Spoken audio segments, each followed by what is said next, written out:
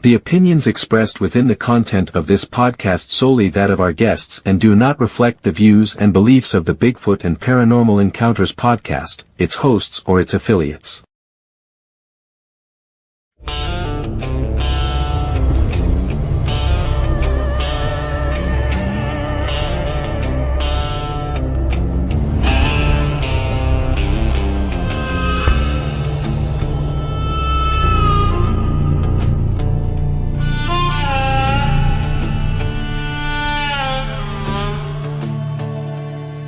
The sun sinks low in the Allegheny Pines.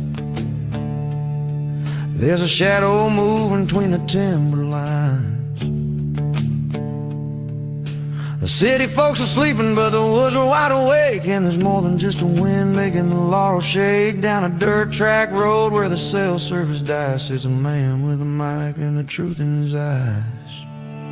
He's broadcasting live from the cryptid cabin floor, deep in Pennsylvania behind a bolted door. It's Bigfoot and Paranormal Encounters tonight, shining a lantern on the things that shun the light. Yeah, Dave Bruce is the pilot and the haunting stars now, so pour a stiff drink and wipe the sweat from your brow.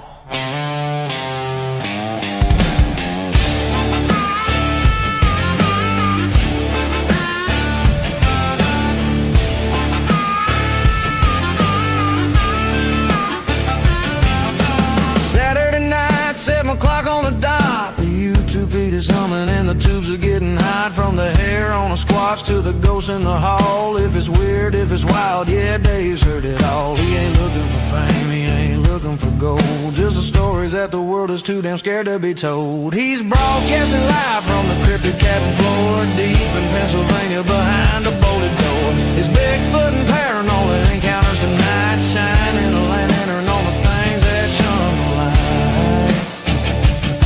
Yeah, Dave Bruce is the pilot and the haunting stars now.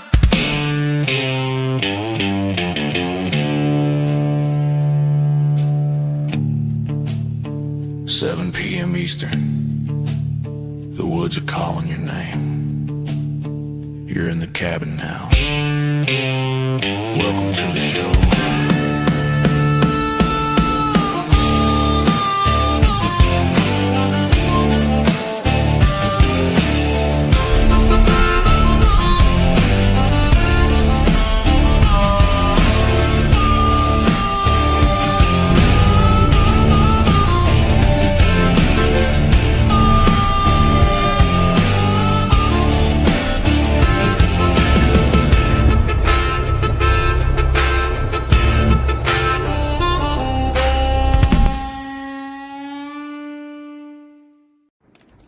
Bigfoot and Paranormal Encounters podcast with your hosts Dave Bruce, Karen Reynolds, and Billy Reynolds. Sit back and enjoy the show.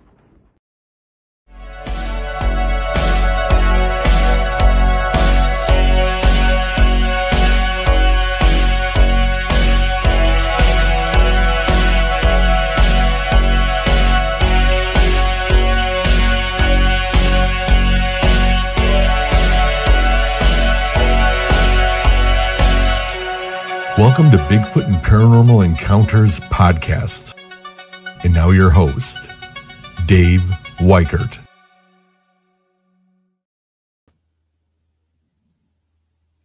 Hi, everyone, and welcome to another night of Bigfoot and Paranormal Encounters podcast. Tonight, we have not one, but two guests. The first hour, we're going to bring in Tony D, but before I do that, I want to turn this light out here. Let me bring in my my two co-hosts. Hi. Hey, everybody. Hi. How's your day going? Oh, busy. How's yours? Pretty good. You ready for this? Oh, yes. I am ready. Okay. I'm So excited.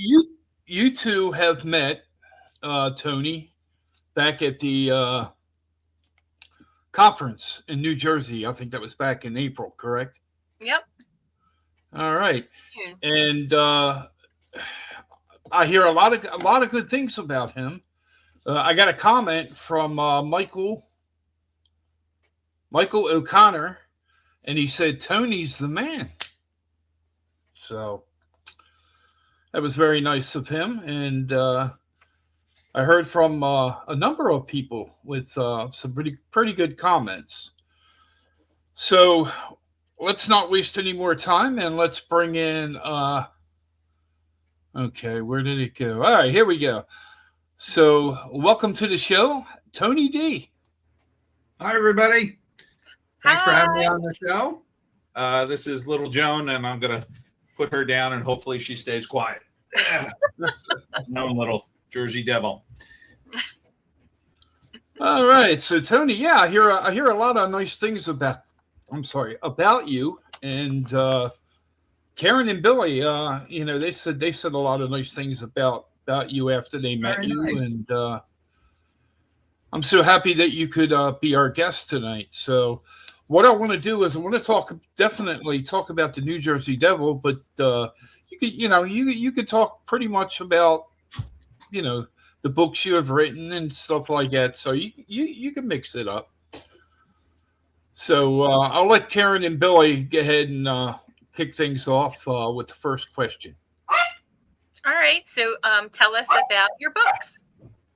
Well, I do a book series called The Pineys. It's about a family of hunters that hunt the kin of the Jersey Devil. And I try to write sort of short, fast, funny books. And each book is formatted like kind of an episode of a TV show. So there's a cast of characters throughout. And it's a little bit like Ghostbusters with drunken hillbillies, set in South Jersey based on South Jersey folklore and history.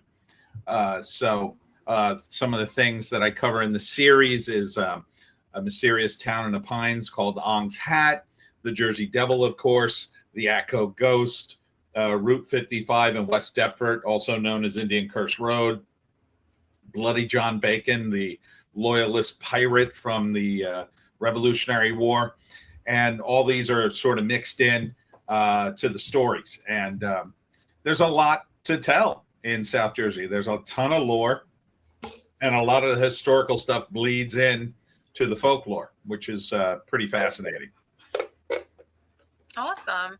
Do you think you'd ever make those into like a TV series? Sure. I mean, twist my arm and drop a bag of money in my lap. But we shall see. I mean, the main characters are hunters. So the premise of the series is Mother Leeds, the Jersey Devil, opened the portals of hell in the 1730s and flooded the Pine Barrens with devils. And in the neighboring village of Abe's Hat, New Jersey, the villagers formed a secret hunting society to hunt down the devils and send them back to hell. And their ancestors continue the hunt to this day. So all the characters are really into hunting and guns. So there's tons of guns in it. And I don't know if the TV people like guns. I don't think they do. So that might be a problem for them. I don't know. But there's just so much lore to pull from. So the most recent book, which I just posted last night, is The Afterlife Piney. And it is based on Bordentown, New Jersey, and the Bordentown Spectre, which appeared in 1877 for about a month. It looked like the specter of death, and it terrorized the town and then mysteriously disappeared, and no one knows why. So the book, this story kind of explains what happened to it and where it is and why it disappeared and why it's come back. There's also a ton of ghosts in Bordentown, including Francis Hopkins' son, who signed the Declaration of Independence, and he was really big on his dog Frankie. And after he died, he and Frankie haunts the old lawyer's office across the street from the Tyndall Road Brewing Company on Farnsworth Ave. And he was an amazing guy. He signed the Declaration of Independence. He was a lawyer. He was an inventor. He was a farmer. He invented his own musical instrument called the bell harmonic, and then wrote an opera for the musical instrument, which I find very impressive. Yeah. Also, Clara Barton, the founder of the Red Cross, is also a ghost in the town. She haunts Clara Barton Elementary School, named after her, and they say that Clara cleans up after the students leave and the teachers leave for the day, and people find papers organized because Clara was really big on that. Interesting. Wow. That's interesting. So But yeah, I'm sorry. Go ahead. I was going to say, but yeah, I mean, that's just a small part of it. You know, the Jersey Devil plays a huge role in the series, and the legend goes back to the 1730s. And like the story I just described, it also parallels into the Revolutionary War and the founding of America. And when you look at the structure of a lot of the monsters and urban legends that come out of the United States, they're very similar to the Jersey Devil in structure. So there's always a monster with a crazy origin story. You know, there's sometimes a birth number associated with it, like the 6th of the 6th of the 6th child, or the 7th of the 7th. So it's interesting to me because I think the Jersey Devil, being the first in America, probably was the basis for a lot of these other ones that have popped up. Well, that's pretty interesting. Yeah. Where can somebody get the books? Oh, they're all available on Amazon. They're all $9.99, and you can get them on Kindle for $2.99. And if you're a member of their Kindle Unlimited Club, you get them for free, and I still get paid. Oh, wow. Mm-hmm. Nice. I'm definitely going to check them out. I love history, so to throw some history in there, I'm all about it. I know, right? I find it very fascinating. One of the first guys I discovered while writing the books was Bloody John Bacon. And he was just endless fascination for me. Bloody John Bacon was a pirate and bandit during the Revolutionary War. Him and his men committed the Long Beach Island Massacre in 1782, which I never even heard of. Wow. What happened was there was a group of American sailors, and they were recovering scuttled ships along LBI. And if you've ever been to LBI, it's such a bizarre scene in your head, right? Because LBI now is like this high-end shore town with rich people and fabulous houses. But back then it was nothing.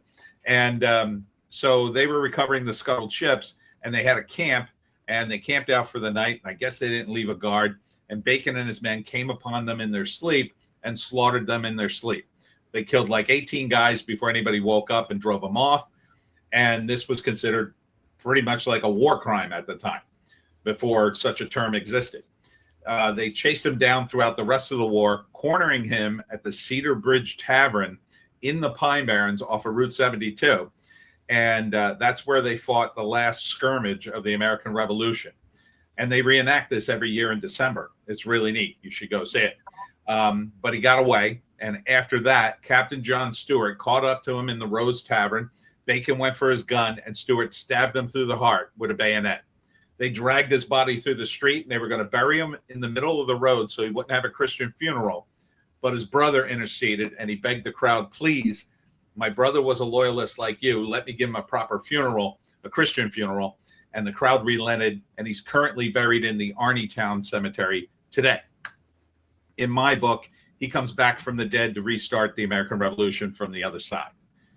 And he's so far the only sort of villain in the series to appear twice. So he starts out in book 6, and then he comes back in book 17 when the Pineys go back to the American Revolution, and they run into him while he's still alive. Wow. Okay.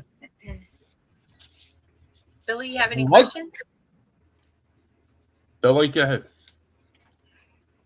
So, of all the cryptids and things like that, which do you think have the most chance of actually existing, and on the flip side, not so much? Well, I mean, it depends on what you believe, right? I mean, a lot of people believe in Bigfoot. It's hard to imagine that such a creature could evade the capture for so long and evade the authorities and not get hit, and not just get hit by a car, really. there's that. There's, relatively new ones I've discovered recently, like the Dog Man of Manchester, who's basically a 8-foot tall dog man with a German Shepherd head and runs around Manchester eating in the trash cans. There's the Mantis Man of Hackettstown, another one I just discovered. There's also really obscure ones like in Millville, there's a cryptid called Lamb Legs, and he's a homeless guy with lamb legs, and he can run really fast, and he drinks antifreeze to forget his troubles. So when you hear these stories, you think, how could that be? But, with the Jersey Devil, there is a lot of historical evidence, at least for the basis of something existing, for the basis of the legend. So McCloy and Miller, who wrote the book on the subject, Jersey Devil, went back into the Leeds family records and traced the lineage all the way back to the 1700s, the 1730s. And they determined that the parents of the Jersey Devil were probably Deborah and Japhet Leeds. They lived on Moss Mill Road, right there across the street from Smithville. And in order to track down Deborah and Japhet, they had to use family Bibles. And what you would do is write your name and your spouse's name in your family Bible on the inside front cover, and then the names of your children underneath. And when you grew old, you would give one of them the Bible, and they would continue the tradition. Well, Deborah and Japhet had 12 children, and then a 13th space that was blank. So what was a blank space? Well, it could have been they never had a 13th child. It could have been they had one, but it died in Jersey. Was Daniel Leeds, the patriarch of the Leeds family. He was the guy who collected all the king's fees and whatnot. He's the one you had to go through to get permission to do things. And this is why the Leeds family had money, and this is why they were resented to some extent. But Daniel made it even worse. He was a bit of a new age weirdo. He started out in a town called Crosswicks, New Jersey, which is over by the Delaware River across from Philadelphia. Very historic if you've never been. And I talked to the historian there, and he told me about Daniel's time there.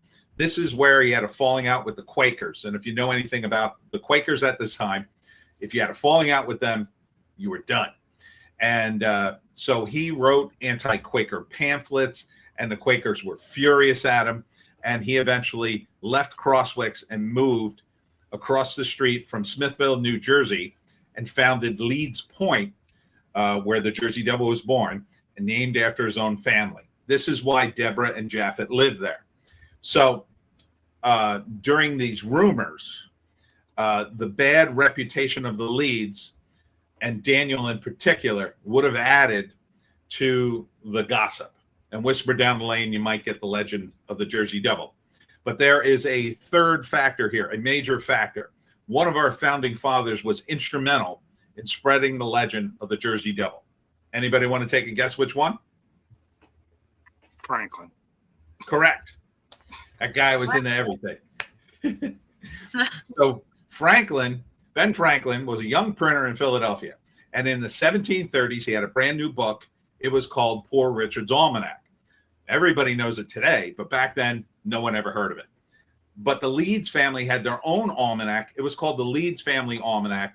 And Franklin, seeing their trouble with the Quakers, piled on to steal their customers. So he said things like, oh, yeah, I don't like these Leeds people either. They have astrology in their almanac. That sounds like witchcraft to me. You probably shouldn't buy it. You should buy wholesome Poor Richard's Almanac instead. He went so far as to announce the death of Titan Leeds, son of Daniel, by this time the publisher. He announced his death the day and the year. That day and year passed. Titan was still alive, saying that they saw the Leeds Devil. Now, the letter went viral. The newspapers started printing stories about the Leeds Devil.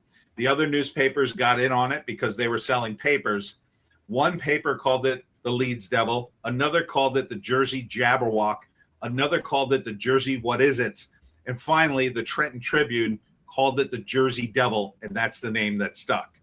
And for about 2 weeks in January of 1909, this was like crazy time. Everybody was talking about the Jersey Devil. people were hunting it until Norman staged a capture in Fairmount Park using a kangaroo he had painted green and had horns and wings on it. And then he put it on display at the 9th and Arch Street Museum that he ran for the tourists there and the local businessmen. And that's why the Jersey Devil is everywhere in South Jersey. So we have the Jersey Devil roller coaster, Jersey Devil tattoo, Jersey Devil mini golf, Jersey Devil Jeep, Jersey Devil Marina, Jersey Devil chocolates, Jersey Devil beer, Jersey Devil wine at Valenzano Winery, Jersey Devil claws, the chicken wings with the claws still on them, Jersey Devil chili, Jersey Devil chili fixins, Jersey Devil cheesesteaks at Lucille's Luncheonette, which also has a statue of the Jersey Devil outside, JD's Pub and Grill in Smithville, and a bunch of statues about the Jersey Devil. He's everywhere now. And of course, the Jersey Devil hockey team and the roller coaster named after the Jersey Devil. He's everywhere. Mm-hmm. Wow. So that's the basic origin. And there's been hundreds of sightings over the last 300 years or so. And so a lot of those sightings end up in my books, and then, you know, they're modified for the story. So sometimes it's the main characters, but sometimes it's their ancestors, you know, back in the 1800s or something running around. Wow. Hey, Tony, what is the most recent sighting?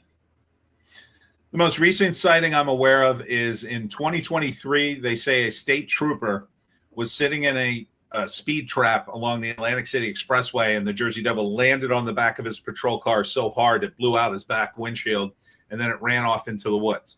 Wow. And he supposedly called this captain up to report it, and his captain said, "Oh, don't report this." And he said, "Oh, I'm going to report it." He said, "No, don't report it." And he said, "Oh, I'm doing it anyway." And he reported it, and he was transferred up north, never to be heard from again, is the story I heard. Wow. Then there's a couple in Millville, New Jersey. In 2021, saw it on the side of the road. They pulled over, the high beams hit it, and it flew up into the night sky and disappeared. The most recent video would be from 2015 or 16 at the Pomona Golf Course, and you could see it flying around up in the trees. It looks like a llama with wings. Wow. So you can look up that video. Yeah, I'll have to find that. Now, Tony, do you do any field research? You know, I try to go out and see stuff when I'm out and about in the Pines. I was out there today.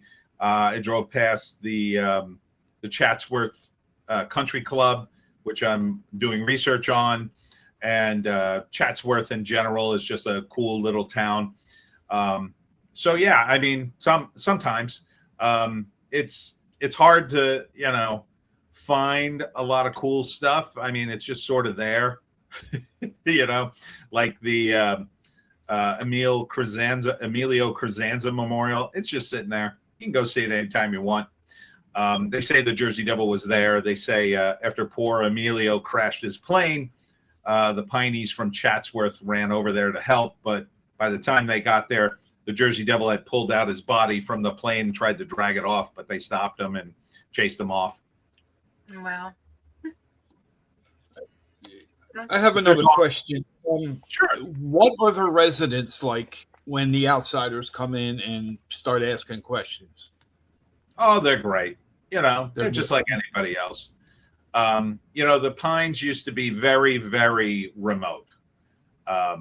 You know, as recently as I'd say 50 years ago, when you went out into the Pines when I was a kid, you could still find people who lived with no electricity, very little running water. They had maybe they had a pump, like a water pump, but you know, they had an outhouse or something like that. But now it's very connected. You know, I was just in Chatsworth, and it's in the middle of nowhere, and I had a pretty good Wi-Fi signal for the most part. I did a credit card transaction at my table. It actually is a little better than the one in Asbury Park. I always have problems with my Wi-Fi at Asbury Park for some reason. But yeah, it's not as remote as it used to be. And when it was more remote, it was like, you know, country living, people who didn't see any new people for months, years. And then, a stranger would come into town, they would be a little antsy about that. These days, like Chatsworth, for example, there are people driving through the damn town all day today. They had a funeral for a local guy who died, and the entire run of the funeral procession were muscle cars, and he had his coffin was in an El Camino at the head, and they all followed him, and he ran a construction business, so all those trucks ran by. There was a motorcycle gang that came through the town at least 3 times. I guess they were just driving around. People come in to Chatsworth for Hot Diggity Dog, which is their famous hot dog stand. A lot of people are headed through the Pines to take a shortcut or a more scenic route to Route 72 to go up to LBI, and they stop at Hot Diggity Dog to get a hot dog. So it's not as remote as it once was. And the funny thing about it is my dad grew up in and around Blue Anchor and Hamilton. And, I started doing this research and reading more about this. And one time I was doing an event at a bar, and my dad was like, "Oh, that bar, that's a piney bar." And I said, "Dad, you've lived in this area all your life. Aren't you kind of a piney?" He goes, "Oh, no, I'm not a piney. Those people are pineys." And so a lot of people do that. And you'll notice in the Pines, like they'll say, "Oh, welcome to the Pines. It's like a cool place," or whatever. And then you'll ask them, "Are you a piney?" "Oh, no, I'm not a piney." "Oh, that other guy across the street. There's your piney. He's over there." So it's kind of a funny thing. But the term piney came from an early 1920s article in the newspaper in Philadelphia. A woman had written this article and basically described all the pineys as a bunch of inbred hicks, that wore overalls and didn't bathe and all this other stuff. And she called them pineys, and that term stuck. And later she apologized for it because she felt kind of bad because it sort of hit. And so for a long time, it was a derogatory term for anybody in South Jersey. But now it's considered a term of endearment. They have bumper stickers that say Piney Power or Piney Pride. People say, "Good morning, Piney. How you doing, Piney?" or stuff like that. So now it's more of a fun term that people just remember as a fun thing. So I don't think, when you talk about piney, it's really anybody who lives in the Pines now is a piney. And they'll just be like, "Oh, I'm a piney. I live there." Oh, okay. Well, that's really interesting. Wow. I worked on, I do screenplays, and I didn't work on it, but I was asked to evaluate this screenplay once. And the guy wrote about pineys, and he wrote them like they were the Amish, like they had no technology, and they hid in the trees, and they didn't talk to anybody, any outsiders. And I was just like, this is totally inaccurate. Like they have cars and TVs just like anybody else, but people have that impression that it's out in the middle of nowhere. Now there are a handful of people that still live off the grid in the Pines. I'm sure there's a few homeless guys who live out in the Pines because it's nice to live there. There's water. If you know what you're doing, you can probably find food. If you can survive the winter, you're pretty much set to go. And there were people who would just go out into the wilderness in the Pine Barrens and set up shop and build a house and farm and live and die. And in fact, I talked to a lot of people who grew up in the Pines, and they'll say, "Oh, when I was a kid, I was playing in the Pine Barrens, and we came across these gravestones in the middle of nowhere. And that's all that was there, like 3 or 4 gravestones from an old family plot, and the farmhouse is long gone." Sometimes they would find an abandoned farmhouse, and oh, we got a question. Yep. Are there any good UFO stories connected with the area? Yes. It's funny you mentioned that. Book 20 of the Pineys is called Planet Piney, and it's based on the 1978 incident at McGuire Air Force Base where they say they shot an alien on the runway. He was escaping, and he climbed over the fence between Fort Dix and McGuire, and then an MP shot him, and a white van came and took the body away, they say to Ohio or something like that. So, yeah, Book 20 of the Pineys is based on that. That's awesome. There's also a mystery spot in the Pine Barrens, which I also mentioned, where like, compasses and cell phones don't work. And that's supposed to be some kind of UFO connected thing. But there's not a lot of data on it. Some of these legends are very sort of vague. They just, for instance, I heard of this one, and it took me a while to sort of determine it was real as a folktale is. It was called the Blue Mist. And someone had told me about it, and I was like, what's the blue mist? And he said, oh, it's this mist that comes up in the pines sometimes. It's all blue. And I'm like, okay, I never heard this one. So I went through my weird New Jersey magazines and searched the internet. I couldn't find anything. And then eventually, after asking people for, I must say asked people for a year, a couple of people then confirmed, oh, yeah, I've seen the blue mist. And so I found a couple of witnesses, and a few of them said, like, you're supposed to avoid the blue mist. It's kind of like the fog. Like if you drive your car through it, when you come out the other side, there'll be all these scratches, like some monsters inside the blue mist. But then on the opposite of that, somebody told me about something called the cranberry mummy, and I've yet to be able to confirm it. The cranberry mummy is a guy who was picking cranberries in a cranberry bog, and there was a picking machine, and he got caught up in the machine, and he drowned, and the bog mummified him, and now he haunts the bog. But I haven't found any corroboration whatsoever of that. But who knows? Somebody will tell me one day. You have to be careful with this stuff because, I did, before the books, I did the Jersey Devil comic book back in the 90s. And I did 12 issues, and I would go to shows, and I would ask people, oh, have you seen the Jersey Devil? And for 15 years, I had done the book, and I would ask people on occasion to try to sell it. And one guy ran into me and started telling me his Jersey Devil story. And he's going on, and I start going, oh, wait a minute, I've heard this story. And then I was like, oh, no, part of this is my comic book. So he actually, like, heard part of the comic. Either his friend told him or he read it and forgot about it. And he sort of, like, meshed it in with a Jersey Devil story and then told me it as if it was real. So, this is how these folk tales kind of generate. People tell them, but then maybe they tell them, maybe they just get a little detail different or a little detail wrong, or they put their own spin on it, and the next thing you know, it's like, oh my God, I just heard this story, it's amazing. So you'll find that often. I always ask people if they've seen the Jersey Devil, and some people say, oh yeah, I've seen him, and I go, what did he look like? And then they'll go, well, I didn't actually see him, I heard him.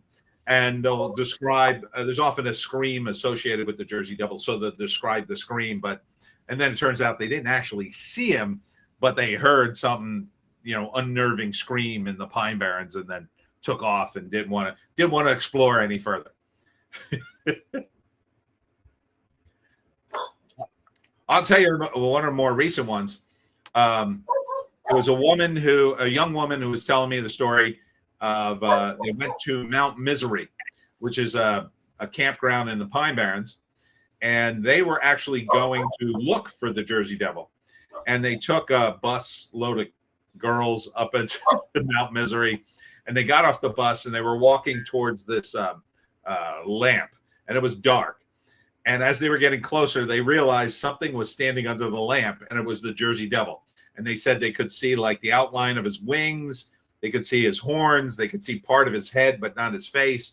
And they could see like his hands way down below his knees, and, like his feet. And he was just standing under the lamp, kind of like breathing. And it freaked them out, and they all jumped back on the bus, and they left the Pines. That's awesome. Billy, you have any question? Yeah. When it comes to the Jersey Devil, what are like other signs of evidence or whatever? Because you hear a lot about sightings, but unlike things like Bigfoot and stuff like that, you don't hear like, oh, we found footprints or things like that as much. Well, the 1909 Jersey Devil incident, there was a lot of evidence. There was a lot of footprints because there was snow on the ground at the time. Two guys in Gibbstown saw it on top of their shed. They called the cops. the cops came, the reporters came, and they actually took pictures of the footprints in the snow. So you can actually find them in the archive. There's a pretty good site called the Rick Grass blog, has a lot of pictures and headlines from that era. And there are other witness accounts. So a group of people in Collingswood saw it on top of the firehouse, and it jumped down and ran down the street in front of witnesses. And these are newspaper accounts in 1909. Then there was a group of people who saw it on the trolley tracks in Haddon Heights, but it got spooked and flew up into the wires and exploded. It was probably a whooping crane, but everybody was wound up about the Jersey Devil at that time. And then the police chief in Camden claimed to have shot at it. So there were dozens of witnesses and people claiming to have seen it everywhere. Well, part of the issue was, in 1909 anyway, as the hysteria built up, there was a guy in Camden who was robbing houses at the time. And in order to rob houses, he needed to case out the joint to see if there was any cool stuff to steal. But he didn't want to leave footprints in the snow. So he took 2 boards, he nailed horseshoes to them, tied them to his feet, and he crept around people's property looking into the windows. Now, in 1909, no one looked at horseshoe prints twice, but everybody was wound up about the Jersey Devil. The next day, they came out and saw the footprints and said, "Oh my God, a 2-footed cloven creature was standing at my window last night. The Jersey Devil was here. Call the cops." So part of it, in 1909 at least, was the hysteria. There have been animal mutilations attributed to the Jersey Devil. There have been marks, footprints that haven't really been recorded, but witnesses claim to have seen them. Not really good pictures. There's a few pictures over the years. There's one of the Jersey Devil with like his neck and it's all blurry. There's another one. I told you about the 2016 video. There's a couple other videos like that, but they all look pretty fake.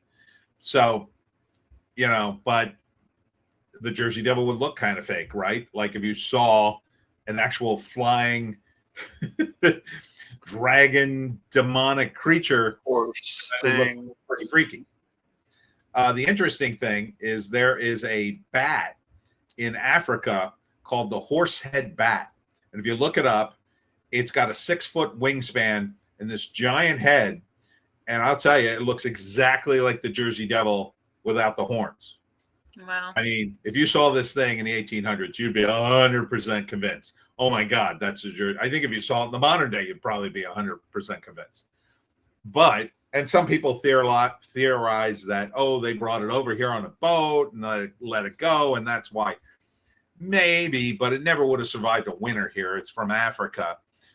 Maybe if they got here, they took really good care of it and got it all the way over here and then let it go right at the beginning of the summer. It would have survived a few months and maybe enough people would have saw it, but I kind of doubt it. But it looks really crazy. Maybe they brought it here and it died and somebody found the bones and then said, oh my God. I mean, Ripley's, believe it or not, had in Atlantic City, had a skeleton of the Jersey Devil in their exhibit. But, it was, even in the exhibit, they said it was, built for the exhibit. So, yeah, there's not a lot of bio evidence like Bigfoot. They're all the cement footprints. Not really anything like that of the Jersey Devil. Just a lot of witness accounts and a handful of pictures. Okay. I guess that's why I was asking, because it seems like a lot of the majority of the accounts are, back a ways. And then, that had anything that wasn't witnesses, you know what I mean? Or yeah, I mean, if you go to Google Maps and type in Jersey Devil, a lot of the sightings come up, including the 1909 ones, but a few others. Like in 1980, there were some ATV guys who went out into the pines and they came across this field where an entire litter of pigs had been killed. Something landed on their backs and ate out their brains and the mother and the babies. and they got freaked out. So they went to a different part of the pines and camped out. And that night they heard the screams of the Jersey Devil, and then they got freaked out and went home. I talked to a hunter, maybe this was like 2 years ago. He said him and his friends went out. They wanted to camp under the stars and get up fresh with the morning and go hunting. So they camped out. They parked their trucks. They made a campfire and just parking out there and under the stars. And they heard something running around the camp. Now, these guys, all men, they have guns. They got up. They started shouting. They started flashing their flashlights. I said, it's an animal. He said, no.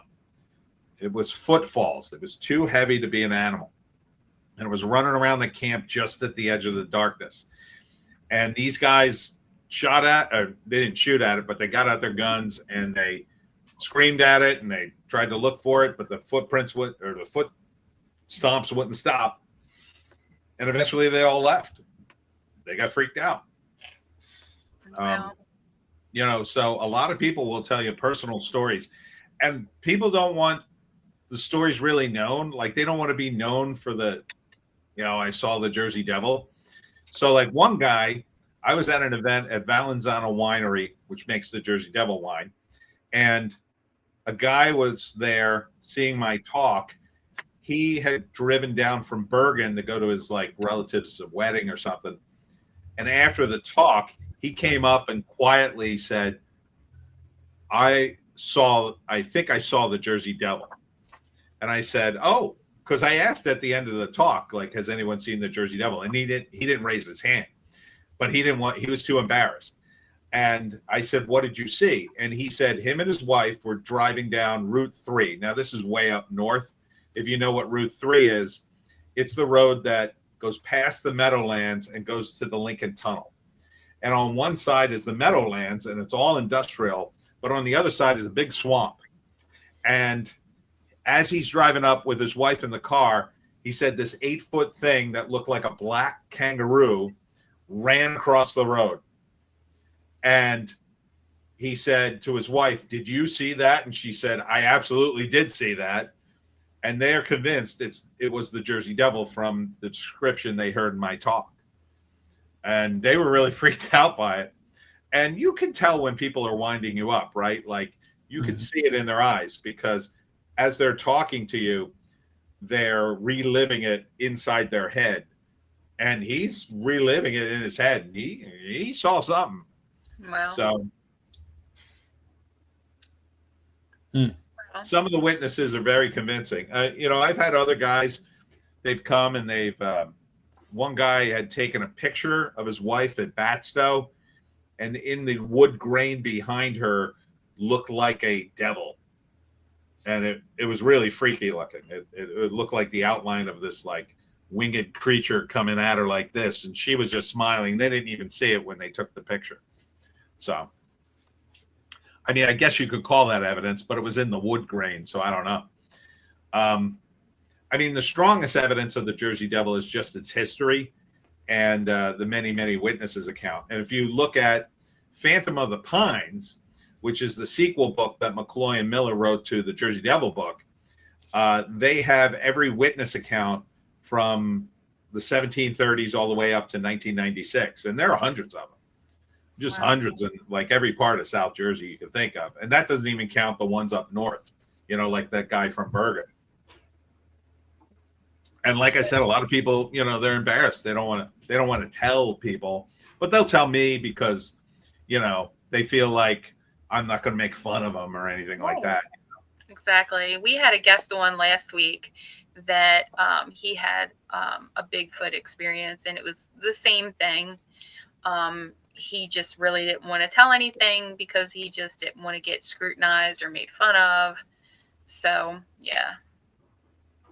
Yeah, and it's hard to know, you know, you're out in the woods. It's hard to know what you even saw. You know, I had one woman tell me she saw something on the side of the road. Now, she thought it was the Jersey Devil after it had gotten hit by a car. And I said, why do you think that? She said, because it was a big pile of like feathers and then deer legs sticking out. And it looked like it had been hit by a car. And she said she actually got out of she stopped along this deserted road in the Pine Barrens to look at it closely and maybe give it aid. And then about like 6 feet from the whatever it was, she stopped and said, "Oh, I don't want to be near this thing." Jumped back in the car and left. And I said, "You didn't take a picture?" She said, "No, I was just sort of like caught up in the moment and then got freaked out and left." So that seems to be pretty common. Another guy, I always tell this story. It's a kind of a funny story. He went out and him and his buddy went to a cornfield in South Jersey to steal corn, which is something we do in South Jersey. Like you're driving around, if you live there, you see a field of corn and you want some fresh corn, you just stop and like take 6 ears or whatever. So him and his buddy stop. He gets out of the car and he said, and he's telling me this story, absolutely horrified. He said, "I went to the corn stalks and I just went like this. And there it was right in front of me." And he said, "I fell back on my hands and knees and the thing took off like a rocket. And I scrambled backwards on my hands, got up, ran to the truck, jumped in the truck and like took off down the street as fast as I could. And my friend turned to me and went, 'Where's the corn?'" And like he never got the corn, but he's convinced he saw the Jersey Devil like face to face. Wow. And he was pretty freaked out. Billy, have any other questions? I do have a really interesting one. Considering the lore of the Jersey Devil and all, do you think many people give any thought to whether they're shooting at like an animal or a creature or an actual person? I don't think so. I mean, I think with the Jersey Devil, if you believe in the Jersey Devil, you have to believe that it's some sort of supernatural entity, right? Because it's lived for hundreds of years. There's only one of them. It's had many different forms. I guess the reason I asked, though, is because this is supposed to have been a creature given birth by human parents. Right. You know what I mean? Like, so if you kind of take all of it into account, you're shooting at somebody's kid. Well, yes, but a demonic kid cursed by his mother. Right. She cried out, "Curse this child, let the devil take it." And he was the 13th of the 13th. So goes one of the legends. But yeah, so I don't think anybody will ever kill it because it's supernatural, It's too, it defies the laws of physics. Right. Like Bigfoot is in the realm of, well, it could be biological, right? There's not just one Bigfoot. Maybe there's whole families of Bigfoots that we haven't seen, and they keep making more Bigfoots. But the Jersey Devil has always been just one entity running around in the woods that no one understands. And a lot of times these folklore figures are representatives of the unknown. And that's what they are. They're the unknown. And the Jersey Devil certainly fits into that category, even though now he has like tons of competition, even within South Jersey, weirdly enough. Yeah. It's just that it's a fascinating story. I find it fascinating. And people, when they go into the Pine Barrens, which is 1.1 million square acres of, wow, I shouldn't say untouched wilderness, but mostly untouched wilderness, people get antsy. I find it very peaceful to be in the Pine Barrens, walking around. I always have. I walked in it pitch black at night one time. And at first I was a little freaked out, but, after a while, your eyes adjust and it's very soothing. You hear the animals and stuff. But I can understand, like, if there's a dying animal out in the woods and you hear it, moaning as it's dying, that could be very unnerving. There's a lot of theories about what the sound is. A lot of people say foxes. There used to be wolves in the Pine Barrens 50 years ago. There were actual wolves. They've all been eliminated, but there's still a lot of feral dogs and coyotes and whatnot, and they're all interbreeding. So you never know what you're going to find in the Pine Barrens, but for the most part, it's pretty peaceful. I think it's pretty peaceful. So I like your Bart Simpson doll behind you. Oh yeah, I used to work on the Simpsons comics back in the day. I started working for Bongo Comics. That was the name of Matt Groening's comic book company, and I started around. I think I started sometime in the early 2000s, and I wrote about 60 different stories, mostly for the Bart Simpson comic, where it focused more on Bart and Lisa.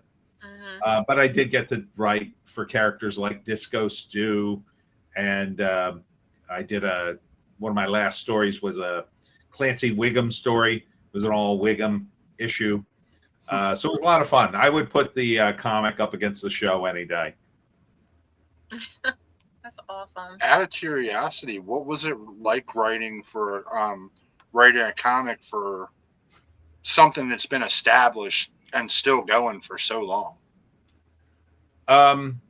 It was more, the guys who did the art, those guys had to stick to a very rigid sort of look for the characters, right? They have a very distinctive look, and you can't deviate from that. Typically, once in a while, they would let it get a little funky, but for the most part, the comics look just like the cartoon. But in terms of writing, it was interesting because I would get notes back like CBF could be funnier, and I would have to rewrite the joke. Sometimes you couldn't pitch stuff. You couldn't pitch parodies. That was a big rule for most of the run. Towards the end, they lifted it, and I got to do a Ghostbusters parody for the Treehouse of Horror, and it was Homer, Frank, Lenny, and Carl as the Ghostbusters. So that was fun. But for the most part, they were very wary about doing anything the show was doing. And I pitched a story that got approved, but then at the last minute, they canceled it because it turned out they were doing almost the same exact episode. It was the episode where they build a wall down the middle of Springfield, and it's old and new Springfield. And the guest star was The Who. I didn't have The Who in my version, but it was basically the same story. Like, they build a wall through the town, they split it, and then, you split the townspeople, and they're all fighting. So they said, no, we can't do that. The show's doing it. So, but great minds, think alike. So it was fun. It was fun to get canceled for that reason. I got a little preview. It hadn't aired yet, and I was like, oh, wow, cool. There's going to be a cool episode. But they wanted me to know that they didn't steal the idea. Wow, yeah, great minds think alike. Mm-hmm. But yeah, it was a lot of fun. I also wrote for Politically Incorrect with Bill Maher. I wrote jokes for him. And I also wrote some scripts for Space Ghost Coast to Coast when it was on the Game Tap website. It had the original cast and one of the producers. And that was a lot of fun. So I write a lot of comedy, and that's what I try to put in the Pineys. Want to keep it light and fun. It's a shame that in the last 10 years, comedies have sort of taken it on the chin. There's not a lot of good comedies out. And everybody's so damn serious because they think, I don't know, their story's so good.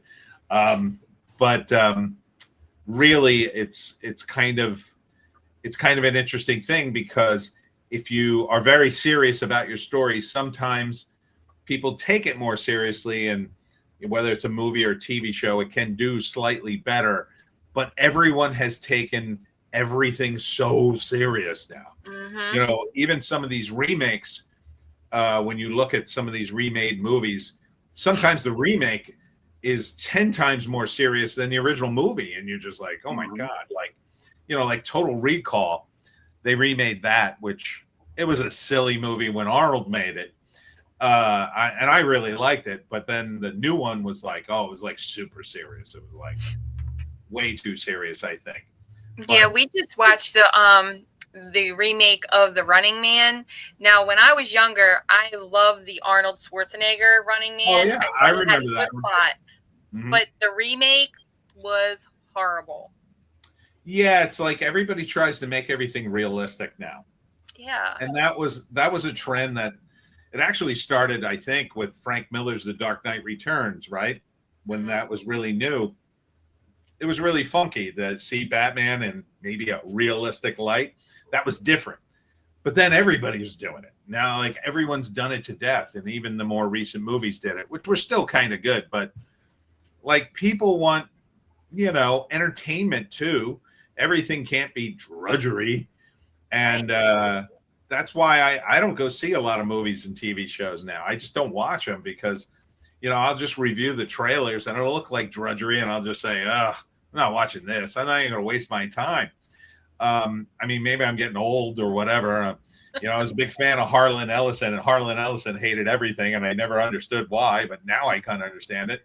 But the sensibility's so serious, and there's an opportunity to, you know, still be serious and throw a few jokes in, you know, if they're good jokes. Yeah. But a lot of these people are petrified of making a joke that will upset the wrong people, and then it'll be on the internet, and everybody will cancel it, and blah, blah, blah. I think we're coming out of that, hopefully, in entertainment.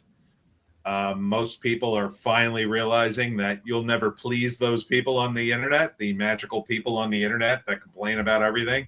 So F them, I say. F them all. Who cares what they say? Hey,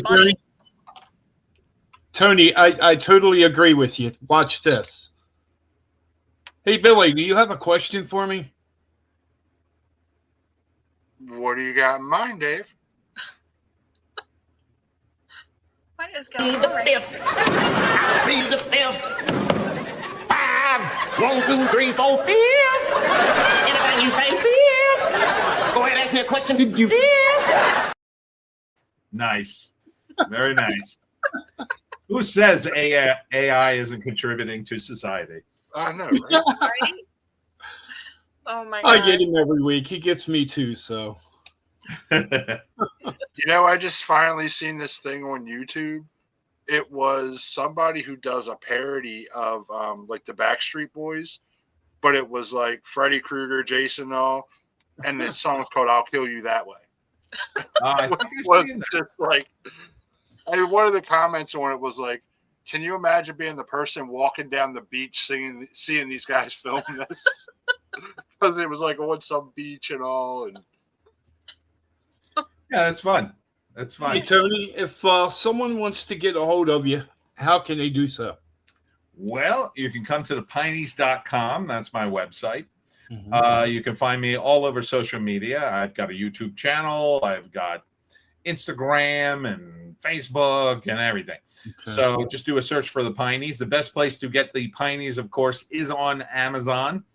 And there are links to it at thepineys.com if you can't find it. But just do a search for the Pineys and my name. If you can spell it correctly or near correctly, you will get to the Pineys books. And I have a couple other books too. I did some political satire books. One I co-wrote called Wokeistan, a novel. And then I wrote the sequel, which is called Hollywoke, another novel. And Hollywoke's about a movie producer who tries to make a comedy movie, but the studio's too politically correct to let him do it. So he has to do it like in a different way.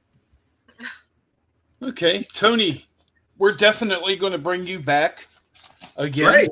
on the podcast. And I want to thank you for being on tonight. Karen will be in touch with you. We're definitely going to have you as a guest speaker. We're working on putting together a few conferences. Okay, great. Yeah, keep in touch. Karen will be in touch with you. And again, thank you very much for being on tonight. Thanks for having me on the show. Thank you so much, Tony. thanks, Tony. Have a good night. Good night.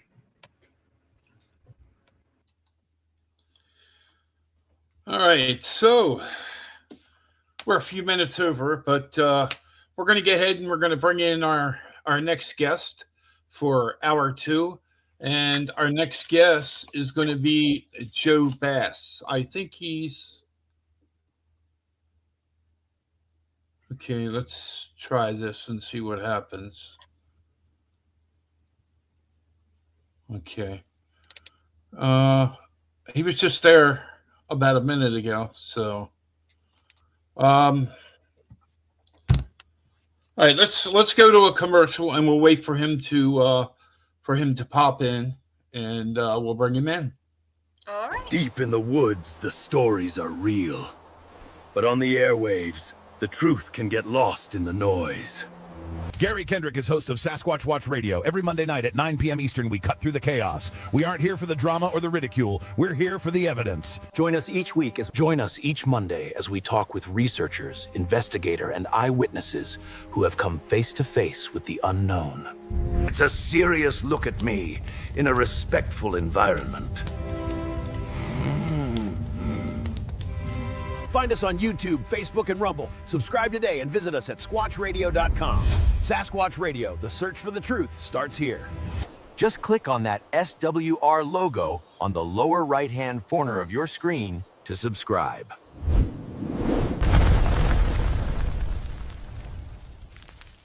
Always fascinated by the unexplainable? Strange Knocks magazine is the go-to. Flip it open, and boom, mind-blowing mysteries, zero fluff, packed with eerie tales and uncanny stories that mess with your head in the best way. Perfect for those nights when Netflix just doesn't cut it. Once got so lost in a story, forgot the pizza in the oven. Check out strangenocks.com and let mystery knock back.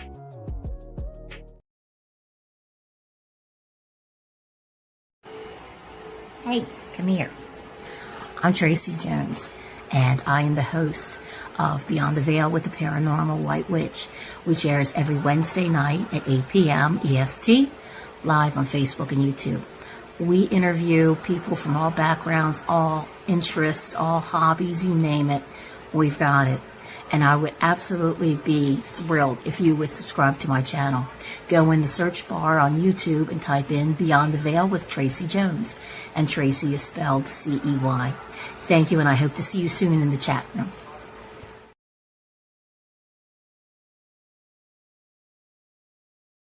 Do you wanna cast a spell?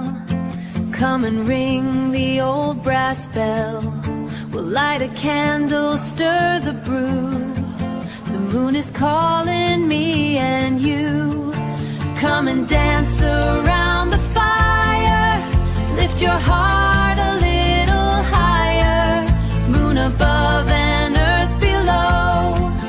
Let our witchy spirits grow.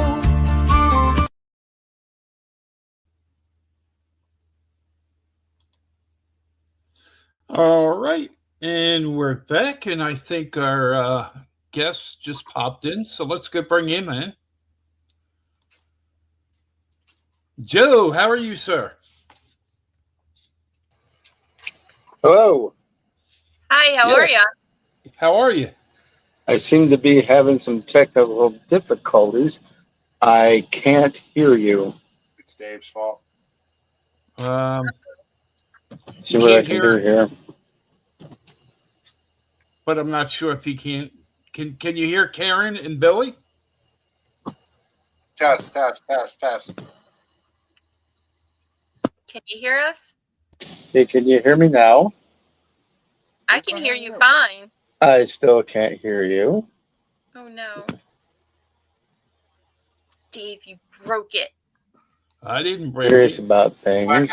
I'm not too serious, as the prior guest was speaking about.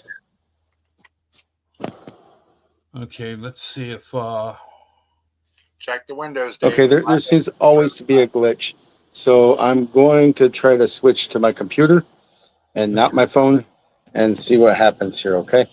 all right.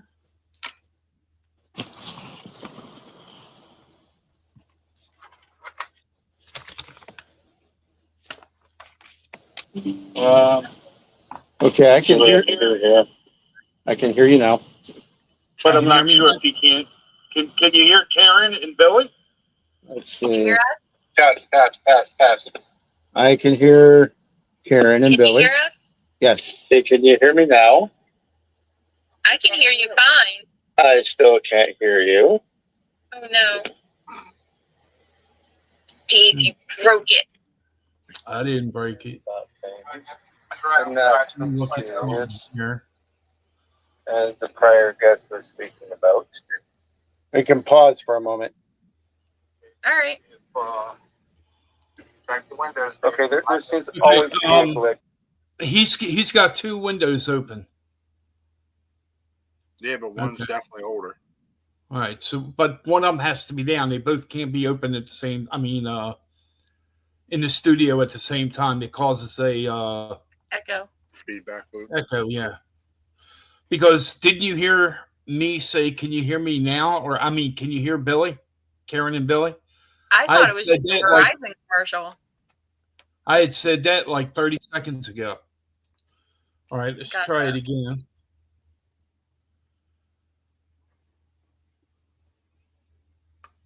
Well, at least the guests can hear us. Yeah. I mean, well, the viewers, not the guests. Excuse me. Right.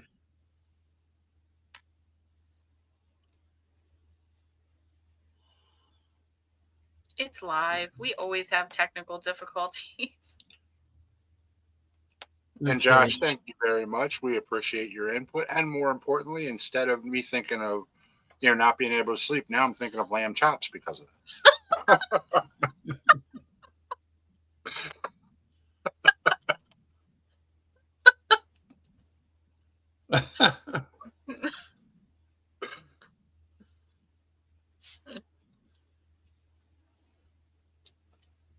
Billy, what would you do?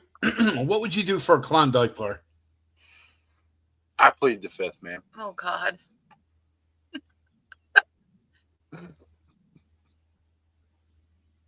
Still haunted by the things you did? Yeah. That's funny. I just had to throw that in there. Okay, let's It's much better when that. It was much better when that ad first came out, when you didn't have as much social media to document it all. All right, hold on, Bill. Let me try Hear myself. Okay, here we go. So can you we hear might us? have to waylay this until tomorrow. My apologies. I really would like to tell my story and speak to you guys, but there always seems to be a technical glitch. Ongoing theme of this story and what I need to speak to people about, but we can't make technology work when it doesn't want to work. Indeed. Let's see if we can get this. Okay, can you hear me now? We can. I can hear you. Okay, now we got it to work. Nice. Great, great. You're microscopic, but I can see you. Okay. No. So let's hit the reset button and start this. Yes. We're okay. All right, Joe, welcome to the show. And I'm sorry for the technical difficulties, but sometimes it could be StreamYard, it could be, could be something else. But let me go ahead and start this. You said don't whoop in the hollow. Several years ago, you and your family and yourself had an experience in a remote Appalachian cove in the mountains, western North Carolina, Tennessee border, that completely changed the course of your life. Can you share that with us? Yes. Okay, so the story begins where we truly love the mountains that we live in and enjoy everything that is here that it has to give. One of the things is the ice cold mountain waters, very close to being like glacial waters, and that's one of our summer treats. In June, we would go and we would do cold plunging or Wim Hofing. It's just cold water therapy. And that was all part of us wanting to training to go to Washington to swim in the glacial waters there. And what better place but, in northwestern North Carolina, streams that never see the light of day. And they're coming from watersheds that are like 15,000 years old from underneath the mountains. So these waters are pure, they're ice cold, and they will bring out, when you jump into them, the natural whoop that comes out of you. So there's that's part of the story, not whooping when you go into these places, because you can attract certain things, which we later found out was part of a bigger story. So years and years ago, there was no, like, we had an awareness about Bigfoot. We had an awareness about other cryptids in the woods, but it wasn't a main focus. The woods was still the woods. It had birds and it had bears and it had bees and butterflies and beautiful things. Some things were scary that you knew what to watch out for, and there were other things. It was just an enjoyable place to go and interact. And that did change, but I'll tell you the story now that I give you the background. The place we would go swimming, it was about maybe an hour drive into the national forest. Very deep, trees enclosing, and stream running beside. And it was a dead end road where we would go swimming. And there was an odd thing about where we went, though. There was this burl that was on a tree, and it looked like a face. It wasn't like pareidolia, and I sent you the picture for if you could post that later on for your audience to see. It was almost like someone carved a face directly into this tree, but it was very, very old. Almost like it looked natural, but it was a face. So that was one of the markers of this area. And there was nobody there. It was just us, or otherwise we would not have went swimming, because it's just a personal family thing. We got into the stream and having fun, laughing, splashing, just doing what families do. And when we started to submerge almost completely, we would let out the whoops and the laughter.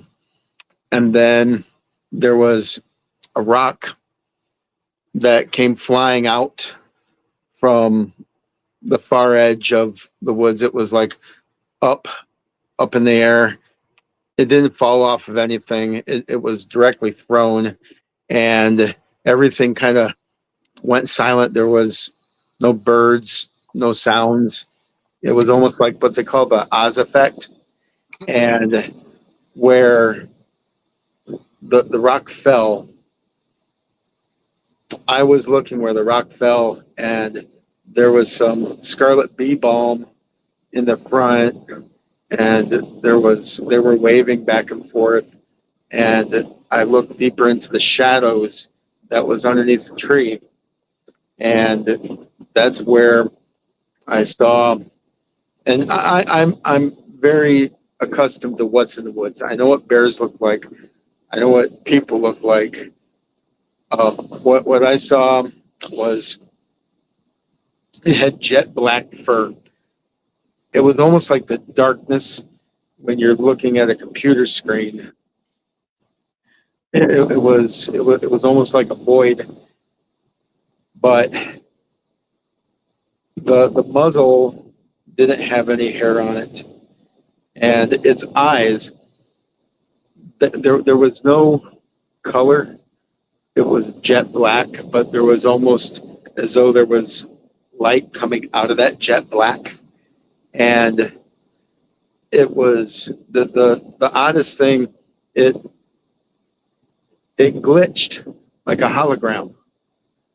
And in those timeless moments where I was looking at this, my wife had already departed, and she was pretty much to the truck. And I was instantly, after I saw this, I grabbed my daughter and just tossed her basically across the stream to the truck. And the wife was already there prepping, just pushing her in. And that's odd enough. the next thing we remember out of this experience was we were driving down the road talking about how cold we were from the swimming, but there was no conversation about what we saw. And the recollection about what we saw didn't come into play until a year later when we were in Washington State. And everybody knows Washington State is known for Sasquatch and cryptids, and people are very open about it. And they talk about it like, you know, it's their pet dog or pet chicken. It's just a story that there's no hush, there's no shame. It's just a common thing. Everybody has had an experience, and they will talk about it like it's just something to talk about over coffee or on the phone or just random passing. You'll have a Bigfoot conversation with a person, in a parking lot selling trees. So by that nature of where we were, the story came up again, and the memory came up about what I had experienced. And when my wife and I were in counsel or in conversation with other people that were into the Sasquatch movement there, she looked at me and said, "That's not what I saw. I saw something up on the hill, and where the rock came flying from." I was like, "What?" And right there, we realized that what I saw was not what she saw. Wow. Her explanation about what she saw was not this dog man entity that I saw that was like a Star Wars glitchy hologram. And she said that when the rock flew out from the cliffside, she looked up and there was this large, hairy, but best she could explain to me from my memory of what she's talking about. She's not ready to speak about it yet, but best I could speak for her is that there was a large, hairy boulder, and when she noticed it, she noticed it because she could see the wetness in its eyes, and their eyes locked, and when they locked, it swayed back and forth, like it was like, I see you, you see me. And she talked about the color of its skin was almost like that military camouflage color, the very dark, earthy, green, brown type moss color. But the fur was like a light tan. And she said at that moment, that's when she was like, okay, I'm going to the truck. And then that's when her memory stopped as well. So she only remembers going home. But now we have full memory, total recall of that. Now, we left Washington State having total recall of this memory, and we went back to the site, which is our home in North Carolina. We went back there, but with a renewed respect for what is possibly in the woods, in the forest, watching us, not hiding from us, but just being there. It wasn't just birds and the bees and flowers anymore. It was maybe there's a Sasquatch, or it could be a dog man. We don't know what's hiding in those woods, or who or what ground did we cross over? Did we trespass, or what's going on here?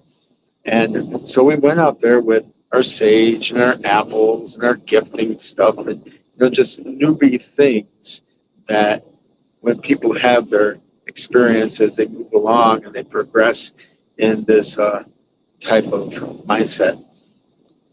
we went there and we sat down the sage and we let it and let it blow in the wind, and there was nobody there as well. Again, this time nobody anywhere at all. It was vacant, just us. And she got back in the truck, had this sense, and the wind blew after I said, whatever, if we did something, we apologize. And when we offered the apology, there was a whistle that came out of the cove, a really loud, sharp, shrill, like sonic type whistle that I could hear. That there were other levels of it that I couldn't hear, but the sound of it, the vibration was there. And she slammed the truck door and said, "We need to go." And so I listened to my wife and backed off and got in the truck, and we left it at that, and went back to Washington. And there was a couple other experiences we had while we were in Washington that were very similar to the experience we had in Western North Carolina. And there were moments of evolution, understandings of what we were dealing with. The fear factor was gone. It wasn't a boogeyman in the woods to us anymore, or anything to be feared. We stopped chasing the story, and we became more of an interacting character with what was the knowledge that was being given to us. And so we just sat in Washington for a while and absorbed it, listened to other people's stories, developed a website, not a website, but a Facebook page called Uncanny Cryptid Cartographer. And what I do on that page is I speak to other researchers and I cross-reference native stories or old newspaper articles or police incidents or anything like that to kind of take away the monster factor, but give people more tools instead of going out the woods and doing things to instigate or cause negative things to happen, whether it's to their psyche or whether it's just something to go out there and, impress the guys by, banging on trees all night with a piece of wood and making something very angry, and they become a 411. So that's a little bit of what I do.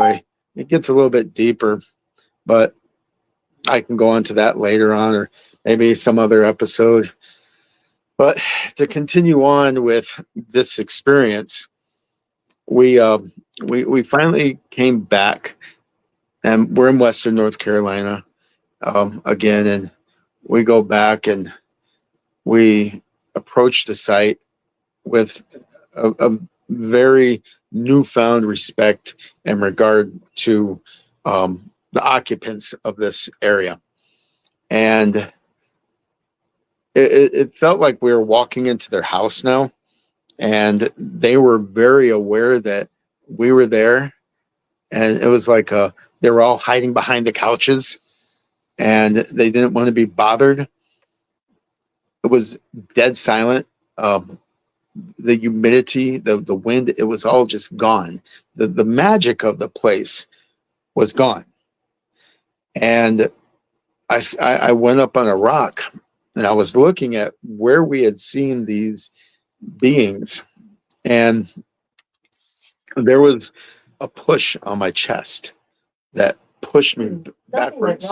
Right. Try again in a few seconds. It pushed me on the chest and knocked me backwards off the rock. And at that exact moment, my wife yelled through the tree line that I needed to come here, that she's hearing something. way back in the woods by the stream that she could hear voices, the mumbling, something that didn't sound like people, but it was something there. And I was like, oh, I recovered myself and got off that area from where I was being pushed. And once again, heard the voices, but she was like, I was like, I think it's time for us just to leave and not push this anymore. We know they're here. This is their house. And yeah, we worn out our welcome. And if we push any more, things may happen that we might not appreciate. So yeah, we left. And that's, kind of the end of the story when it comes to that experience. But the oddest thing with this whole experience that we've had is whenever we go to speak about this, there's always a technical glitch, a push that kind of blocks things a little bit, corrupts things, lost data, lost pictures. Also, like at the beginning of this, there was all of the back and forth things. It could be just me, but it's just kind of odd that no matter how I try to twist it, certain things happen that I have to be, as the other guy says, I have to be really serious about this story, because if I'm not, it tends just to not happen and I can't tell it. So that is my story of what I did not know was Dogman, but now I do.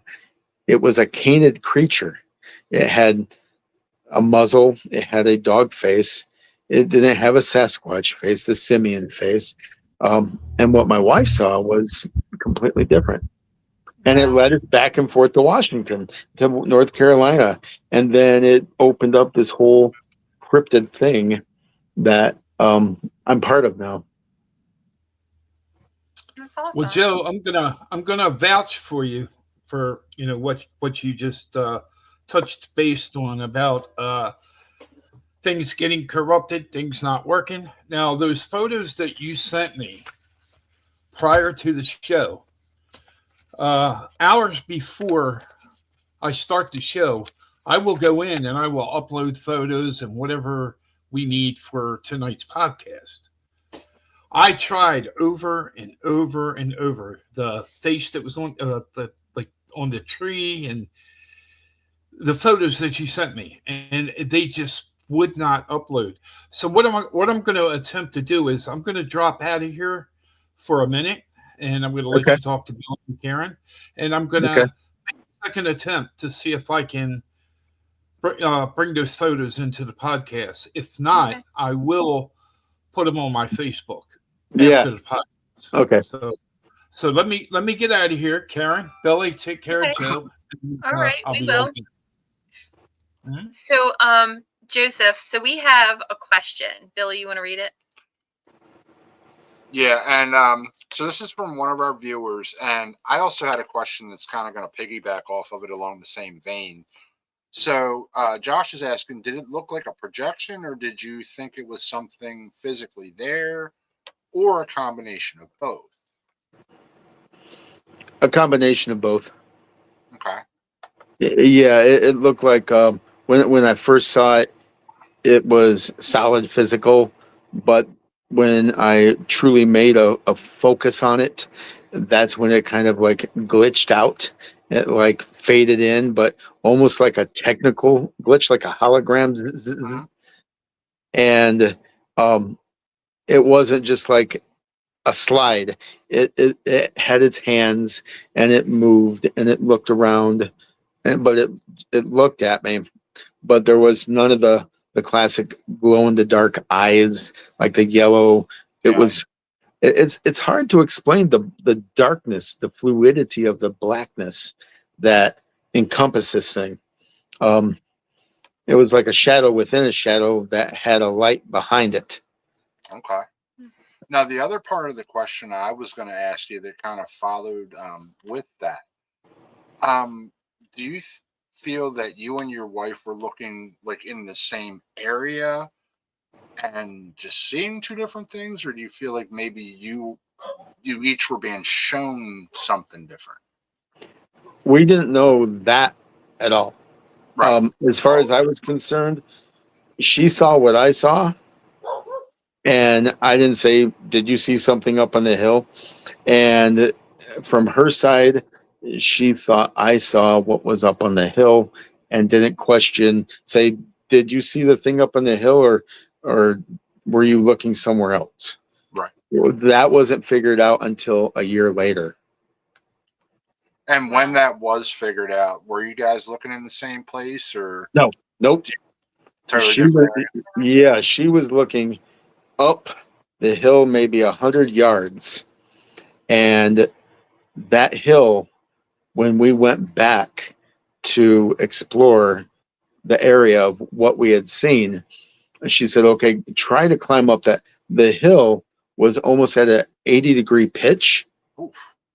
And it was impossible for me to climb up it. You had to grab a hold of branches and pull, almost like if you had a rope, it would be easy to climb. But whatever was up there, she said, was this size of like a gigantic grizzly bear, which we don't have. There's nothing that resembles that type of, and I don't have the picture that just popped up. That's what I saw down by the creek side. What just came up on the camera, staring back at me through the flowers. That's where the stone landed that was thrown in from the direction that this thing was up on the hill, which was a Sasquatch for her. And for a year or two, what I had seen down on the bottom, it didn't make any sense.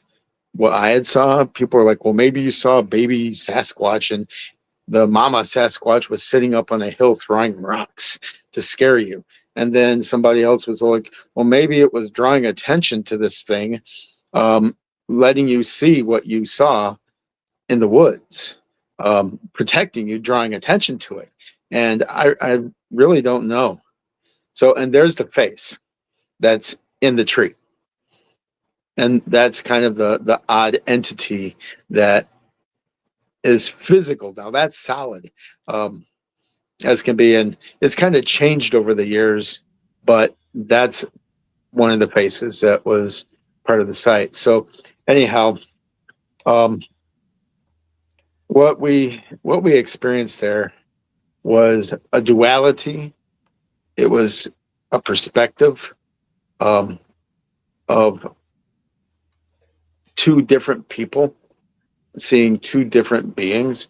And finally, when it came to what I saw, it only made sense after hearing stories out west about the Chayanito, which are the shadow people or the stick Indians, all kinds of names for these beings that exist in the woods side by side. Vikings had names for them. They called them the Vargar, which was the dogmen or werewolf that are in the woods, that some people call them skinwalkers. It's a primal, what I believe to be a primal entity that exists as a like an elemental being that can be there, or it can affect other people. It can inhabit other people. And the stories go back for hundreds and thousands of years across the cultures, across the world, about these dog beings. And I believe that's what I saw. And the glitchiness was its state, its spiritual state of being in between. So not being flesh and blood. But going back to don't whoop when you're in the holler, there's people that go out in the woods, and they're Sasquatch researchers, and they give out their whoops, but it's almost like a duck call. Smart ducks don't land when they hear the hunter with the duck call. But if it's something that comes out from a true hunter, that can sound like a duck. The ducks will land and they get their quarry. Well, when people go out in the woods, the biggest story is most people have their experience when they're camping and having fun or doing something that they're not even wondering about Bigfoot or anything else in the woods. Well, we were Wim Hofing, cold plunging, and the whoops that were coming out of us were natural. They came from the human spirit. They came from the soul. And I think there might have been an attraction from those liminal beings that exist in the woods as well. That's the best explanation I have for that experience. So I have no answer about what the purpose for anything was. I just know what I saw, and my wife knows what she saw. Mm-hmm. Yeah. Hey, Joe, and Billy and Karen did. Okay, that was what I was just getting ready to ask if that question had been put up there. Thank you. Mm-hmm. I know things. So Josh asked, did this happen anywhere near Brown Mountain, or have you had any experiences there? We have not been to Brown Mountain yet, but Brown Mountain is in the area, and it is something that one of these days we might end up there or might not. But it's we understand that there's lots of lights up there, and researchers from around the United States and world go up there, and they do have their experiences. It's awesome. Yeah, I mean, we had Daryl Denton on the show, and I talk about him a lot. Yeah. Just because, touching on what you just said, for people, going up there looking for stuff, it seems like, they know that you're there looking for something. So they're not going to present themselves. But if you're just up there with your family or friends and you're just being natural and, in your own environment, it seems like they get attracted to that. Yeah, and I believe that the last experience we had, because we've tuned in to what they are and who they are, they're, instead of like just hiding and going away and not giving any type of evidence, they gave us evidence that we needed, and that was the push on the chest and the weird sounds in the woods. And that was I don't need to go back there anymore to do any type of research like that, because they're there. And if they can physically throw rocks or push me off a rock or whistle, there's just a certain level of respect. And I'm going to leave their house alone from now on. Now, other people can go up there and they can do whatever they want to do, but they're not in that frequency. And they can coexist, I guess, without having the knowledge of something sitting on a rock next to them, because they don't see it, they don't feel it. But we do. And we're not welcome in that area anymore. Not as in negative. It's just, what we are, and just go away. Right. Yeah. Any questions? Not yet. I mean, I'm just thinking for a second, because I guess one would be, with the hologram kind of scenario. I know you said you think it was probably more of the spiritual kind of glitching. So you're pretty sure that what you were seeing was like physically there and not like, I don't know if it's more like, is it what it wanted you to see or what you thought you could see or comprehend versus, it's just a format that was already being shown that just wasn't working properly. I kind of get what you're asking. Was it trying to show me what I wanted to see, kind of like a mimic? Or what you could understand, or like, Right. you wouldn't understand what I am, or like you couldn't pronounce my name, so call me Bob. You know, like that kind of visual. Yeah, that could be another rabbit hole to go down for a very long time. So, like I said, the Dogman entity, it goes back millennia, but is what we're seeing another guardian creature that manifests itself as the most primal boogeyman in our human consciousness that we can understand. So it appears as a jet black wolf that looks like a man with long claws and sharp teeth and glowing eyes that people have seen across the planet as a universal archetype. Possibly it could be something else completely out of our perception, that if we truly saw what it was, we'd all lose our minds. Right. To be honest, this is going to sound crazy, and I'm not trying to be insulting or anything. It reminds me of like the concept of Stephen King's It, where like certain things you can't comprehend it, and just like the idea of like as you get away from the area, the memory fades, just like, you know, the residents of Derry, like the Losers Club and all that. So it's kind of what it reminds me of, and it definitely makes a little sense, because the idea of getting away from the area, like, I don't want you to remember this, so you won't. Yep, that's true. Wow, that's interesting. Dave, you have any questions? I will just give me a moment. I'm having a senior moment. A senior moment.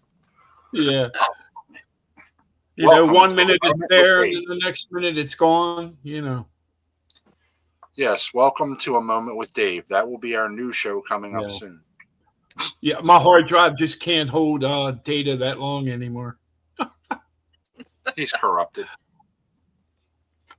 No. Billy, do you have a question for me? What were you thinking? I don't know. Do you have a question for me? I just asked you one, Dave. What were you? Be the fifth. 5, 1, 2, 3, 4, 5. Anything you say, 5. Go ahead, ask me a question. Did you? Josh, Joseph, I'm going to apologize to Josh, who's one of our in the audience, and Joseph. These two, sometimes I just can't handle either one of them. Well, it's all comedy, campfire stories. Like the fellow before in our last one that was on there, the fellow that did the Simpsons. Why be so serious? Right, You got to laugh about these things, and everybody's story is their story. Some can tell better ones, and some can tell really crappy ones, but they are campfire stories that we grew up with as kids, and we're still telling them as adults. So hey, Joe, some people tell good ones, and some people don't. Let me just clarify something. Ridicule, I don't allow it on here. Yep. You know, I just don't allow it. And if anybody comes on here and acts like that, I'll just kick them off. You know. Yeah. I don't let anyone be ridiculed, and I don't expect to be ridiculed. But you know, you just gotta laugh once in a while. You know, that's right. I'm not laughing at what you're talking about, but you know, Billy jokes with me, and I joke with him, and Karen was the one earlier that told me she was going to ship Billy off in a box to a wrong address. You know. Well, you know, he is my husband. I can say that. Not really. That's domestic violence. So, Joe, let me ask you a question. What do you think a Bigfoot is? Now that's a loaded question, especially with everything the way it's progressing today. Some people believe it's an interdimensional being. Other people believe it's a lost ape that we haven't been able to find. Some people believe what we were just discussing about it being a mimic, something that is projected from our psyche, taking on the shape of something that we can accept. And a big hairy ape in the woods is one of those things that people like to accept. And one of those being is the patty. So everybody goes back to that main axis and that pivot, and they expand from that. And in my personal belief, it can be any of those. I believe that when people find a footprint, that is the last moment that a Sasquatch is in existence on this plane, that they carry the weight of the world on them, and they just leave that one singular footprint, and I call it the unraveling. And when they unravel, they come out of the mist somewhere else, and they're newborns, and they can be seen as like the shadows in the trees or the blob squatches that people can see in the pictures. Not really there, but they are there. And then they progress along once again, whatever corridors they go through in the forest, or whether it's Washington State or Utah or Arizona, Ohio, they exist in a realm that is very liminal, very spiritual and very physical at the same time.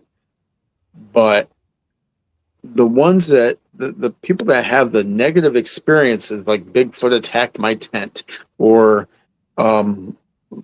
came through screaming and almost tipped my car over, or there was a smell of rot that came from this hairy thing I saw in the woods. If it's kind of like a bear that becomes accustomed to a campground and won't stop digging in the garbage. If you start going into habituation areas and poking around with Sasquatch, or forcing them, like with gifting stations, or things like just going into their territory and drawing them towards you, then you end up with a problem Sasquatch that terrorizes the campground, that begins to stink and begins to smell, and begins to become more feral and angry that it can't leave and fulfill its purpose in the woods, because Sasquatch is a being of the woods. It's a being of the forest. Sasquatch is that, it's like that feeling that you have for the forest before you have your experience of the Sasquatch being in the forest. That awareness, because I'll never look at the forest again. I kind of miss the forest that I knew before. Now I go in and go, what was that? What was that? And then look on the ground and go, is that a Sasquatch print? And it kind of ruined it for me. Because before I would, take pictures of the butterflies and, swim in the water and look at the trout. And now I'm kind of looking over in the shadow, wondering if there's something that I can't see staring back at me. Yeah, change your whole focus. Yeah. Are you allowed to be there? Yeah. Wow. Billy, you have any questions? Dave?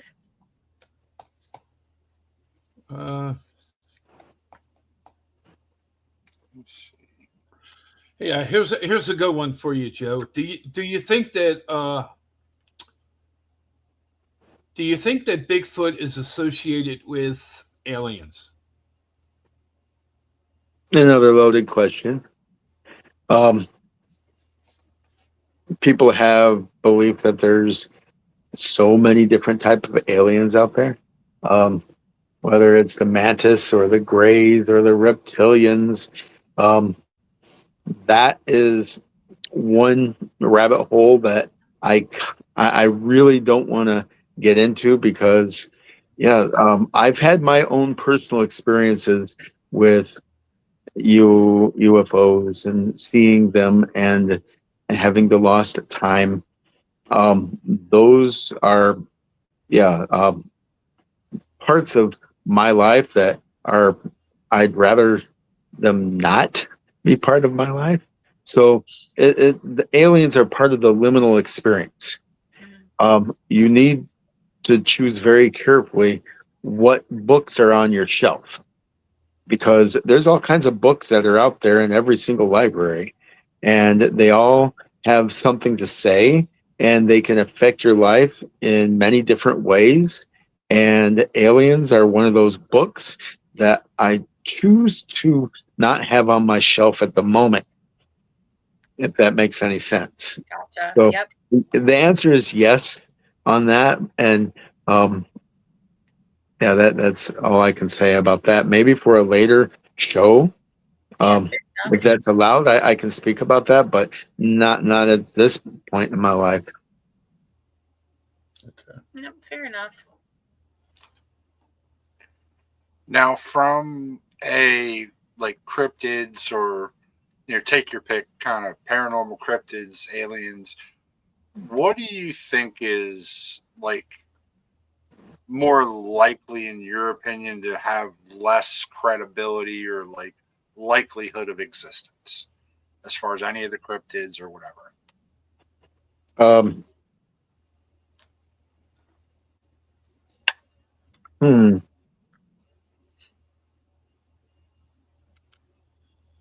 The oddest one would be the flying spaghetti monster. What the hell is that? Yep. The flying spaghetti monster. Look up. It's a church, and it's a whole belief that there's a flying spaghetti monster that controls the universe. That's an odd one.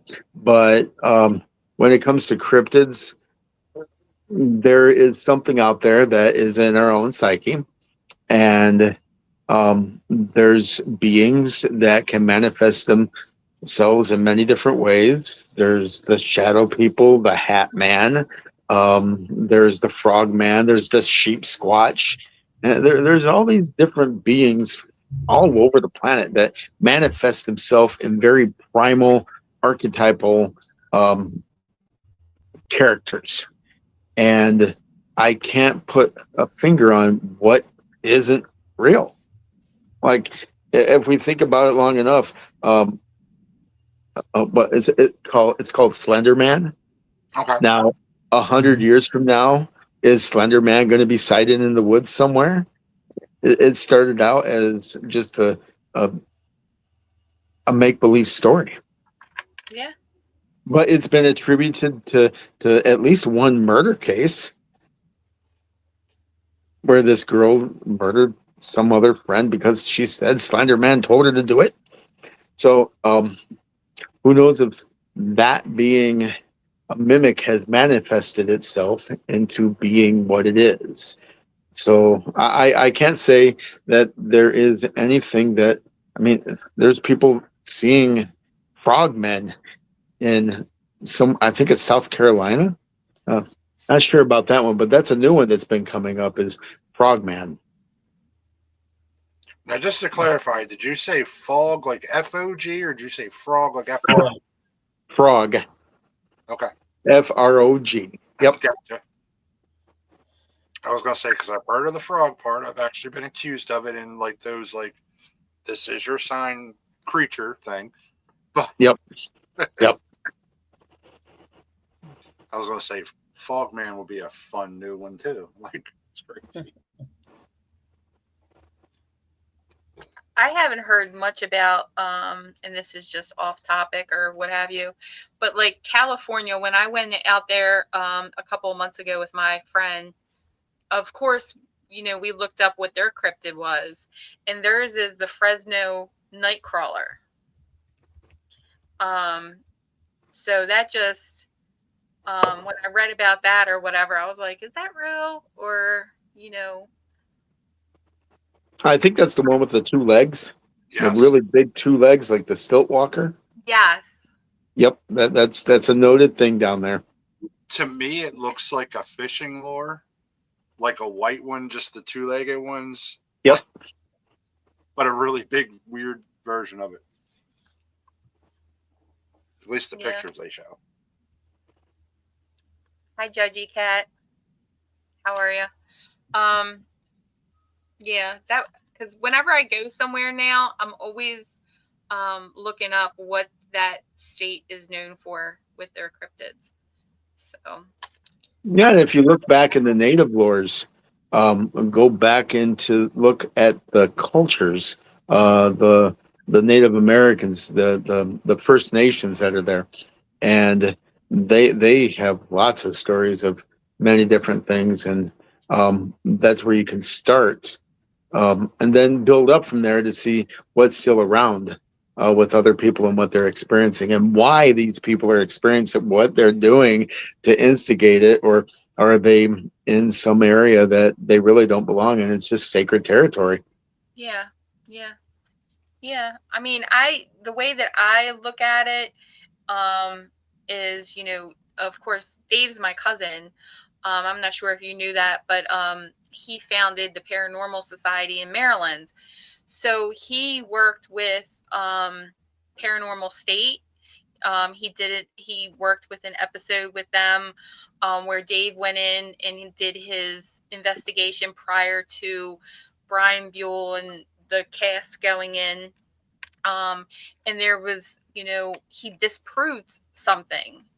And, you know, so now I just think of that, you know, as far as, you know, when I hear about these cryptids, I always have to do my research on them because I go into it like, is that really, did that really happen? Did people really see that? So I always, you know, do my research, and it's very interesting on everything that you can find about cryptids in different states. So, yeah. But do you have any questions? Hey Joe, how often do you get boots on the ground? Do you go out? No, I'm out in the woods every day, and Every whether day. whether I'm working, that's part of what my career is. Mhm. I'm in the woods. I maintain forest. I maintain streams. The wildlife. Uh, Manage it. Build trails. I have to be super aware all the time because I'm surrounded by dangerous animals, bears, cougar, just things that are bigger than me in the woods. Wherever I go in the U.S., because that's just what I do for a living. So boots on the ground, they're always on the ground. They're always dirty. So yeah, I'm hyper aware of everything that's around me, and whether I'm on vacation swimming in the waters and watching the banks and listening, or in my backyard watching out for the black bear that might come along and decide to sit on my lettuce, or the deer, and try to keep a solid head about what's going on instead of looking for the monster under the bed all the time, but also aware that there is a monster under the bed. It's just sleeping sometimes, and keep that awareness about me. Okay. Dave, Billy, any questions? One last one. Have you ever heard of the snallygaster? Snallygaster? No. So we live in Maryland. We're kind of embarrassed that that's one of the ones we're allegedly known for, because when you look it up, it is, you're wondering what people were smoking when they found this one. Similar to Man Bear Pig? Yeah. And then I had some Jersey Devil in there. Okay. It's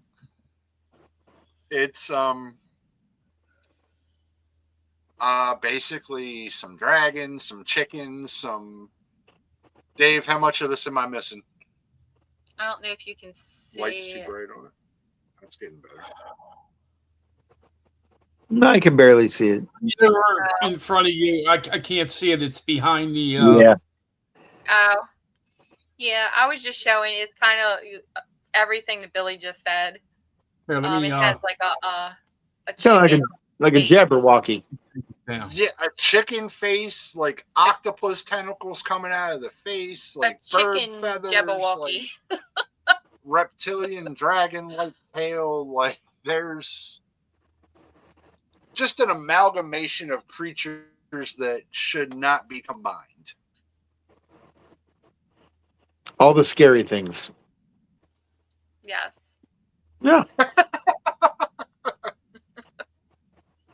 Because the truth being is fear brings out the truth of who we are. Yeah.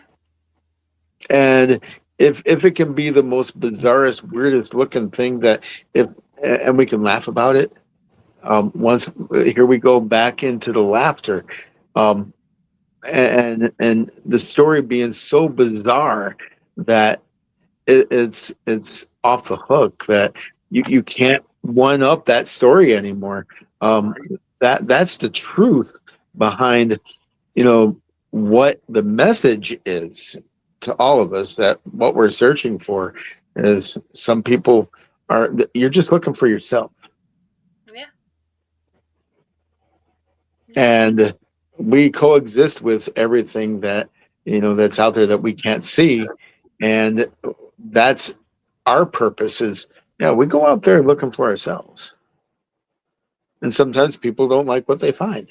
And sometimes they do. And I like what I found.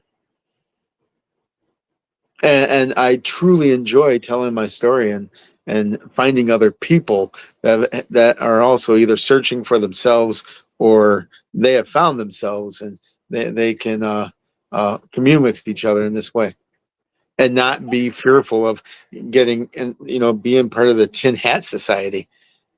Right.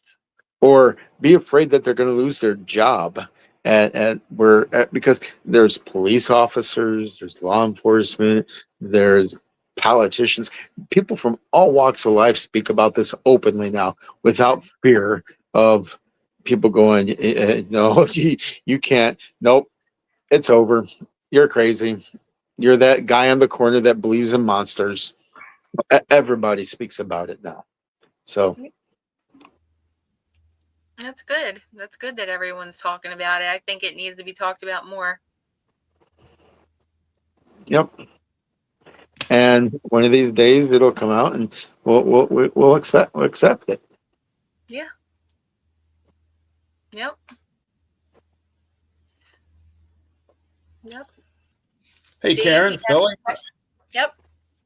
I think I'm gonna bring Joe back. Let's see. August is all booked up, so probably first or second week of September we'll bring him back again. Okay, that would be awesome. We'd love to have you back on. Thank you. Thank you for the time. Yeah, absolutely. We enjoyed tonight.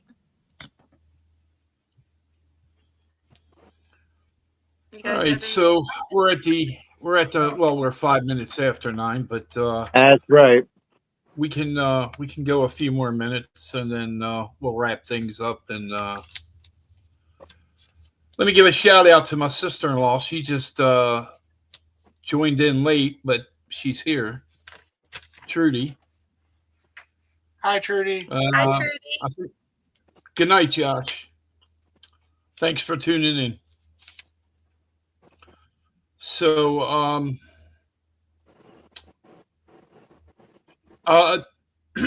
yeah. Joe, if anybody wants to get a hold of you, how can they do so? Go to my Facebook, Uncanny Cryptid Cartographer, and message me from there. That's the easiest way. And yeah, to get a hold of me, speak to me from there. Mm-hmm. Awesome. And as we progress in this journey, I can start my own podcast or our YouTube channel. There's one. It's in the like infancy right now, and it's the Uncanny Cryptid Cartographer, but it's on the YouTube channel. There's only one video or two videos on it primarily, but there's only so much time in the world I have at this moment to dedicate. And I don't know how some people do it, where they have Instagram and like 20 other social media sites and all of these different things, that platforms they exist on, and still have time to go in the woods to do their research. So yeah, I just to chunk out 1 hour out of my day is quite the feat, and on any given time. So I appreciate the small little niche that you made for me on this show. Yeah, absolutely. If there's anything that we can do for you, just let us know. Thank you. All right. So, I'm sorry, what? Nothing? Nope, nothing. I'll plead the fifth. All right. Well, Joe, I want to thank you again for being our guest for the second hour tonight. And like I said, we're going to bring you back probably the first week of September or the second. And possibly speak about well, other things, maybe. Or yeah. Yeah, other things that you want to talk about. Totally up to you. Okay, we'll see what comes out of the closet and says me first.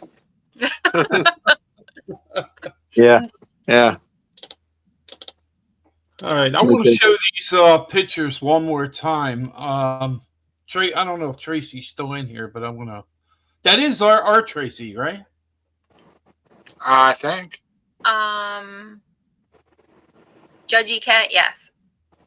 Okay. Let me just do this one more time. Put this up here. Wow.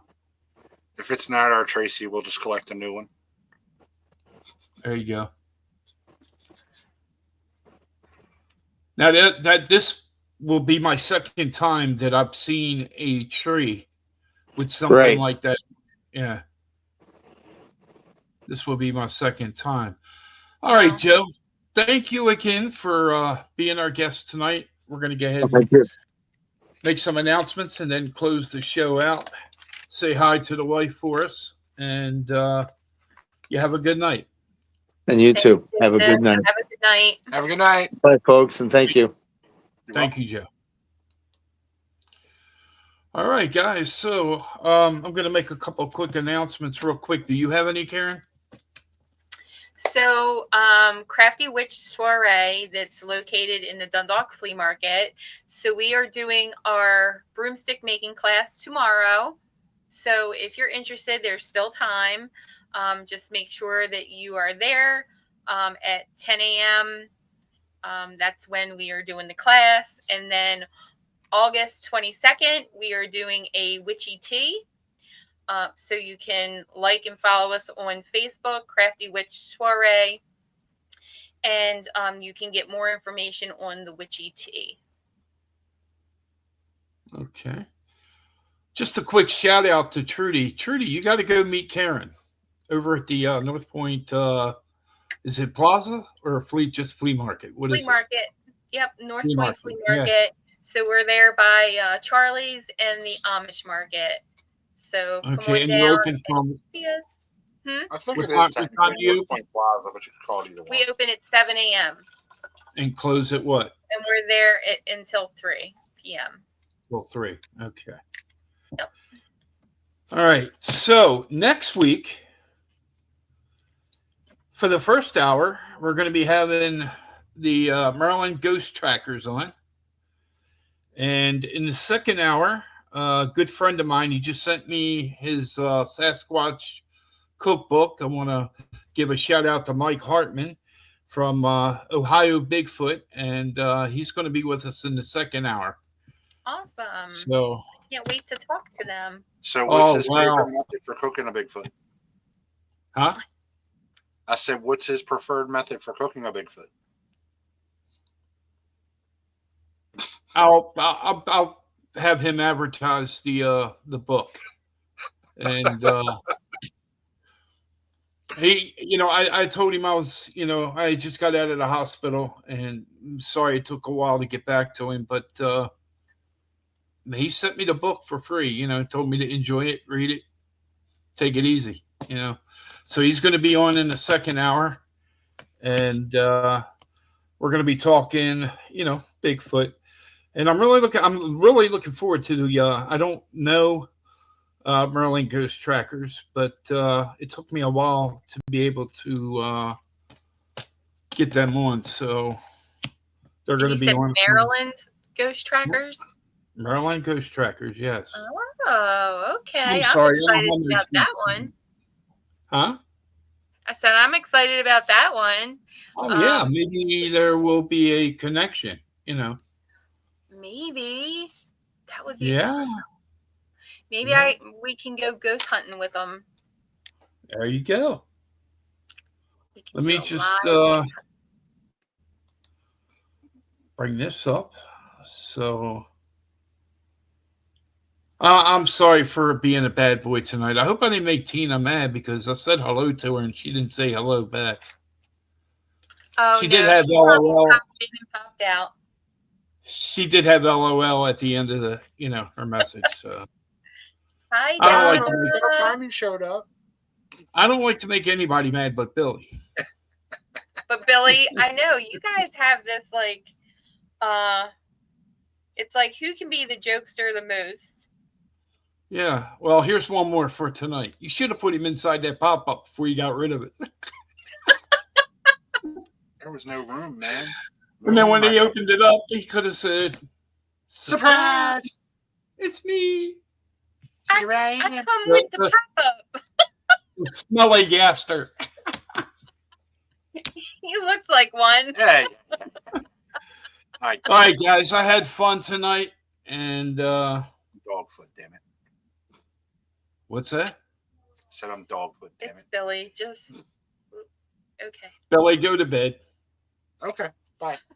All right, I want to thank everyone for tuning in tonight and sticking with us. And yes, thank you so much. We appreciate you. Yep, and we love you. And we'll see you again next week.